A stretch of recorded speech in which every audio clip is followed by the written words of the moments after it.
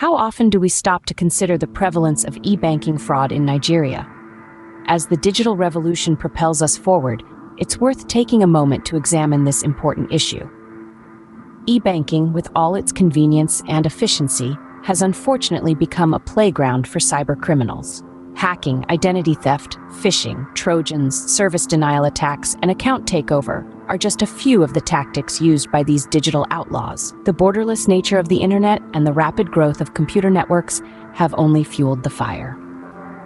This brings us to the crux of our discussion today: e-banking fraud prevention and detection in Nigerian banks. Our study uses a blend of research methods, including descriptive and inferential analysis, exploratory factor analysis, confirmatory factor analysis, and thematic analysis. Guided by the routine activity theory and fraud management lifecycle theory, we delve into the current nature, impacts, contributing factors, and prevention and detection mechanisms of e-banking fraud in Nigerian banking institutions. The findings are eye-opening.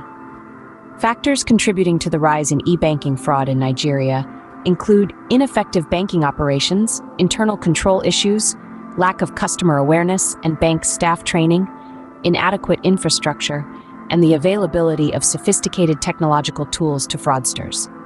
The list goes on to include customer negligence regarding their e-banking account devices, non-compliance with banking rules and regulations, and ineffective legal procedures and law enforcement. It's clear that enforcement of rules and regulations regarding financial fraud has been somewhat lax in Nigeria. The study also reveals the interdependence of each stage of the fraud management lifecycle theory, emphasizing their collective impact on combating e-banking fraud. The routine activity theory, when applied to e-banking fraud, proves its worth as a real-world theoretical framework. Drawing from these findings, this research proposes a new model for e-banking fraud prevention and detection within the Nigerian banking sector. This model stresses the importance of technological mechanisms, fraud monitoring, effective internal controls, customer complaints management, whistleblowing, surveillance mechanisms, staff customer awareness and education, legal and judicial controls, and institutional synergy mechanisms in the banking systems. These findings have significant implications. They don't only affect academic researchers, scholars, and accounting practitioners, but also policymakers in financial institutions and anti-fraud agencies across both the private and public sectors.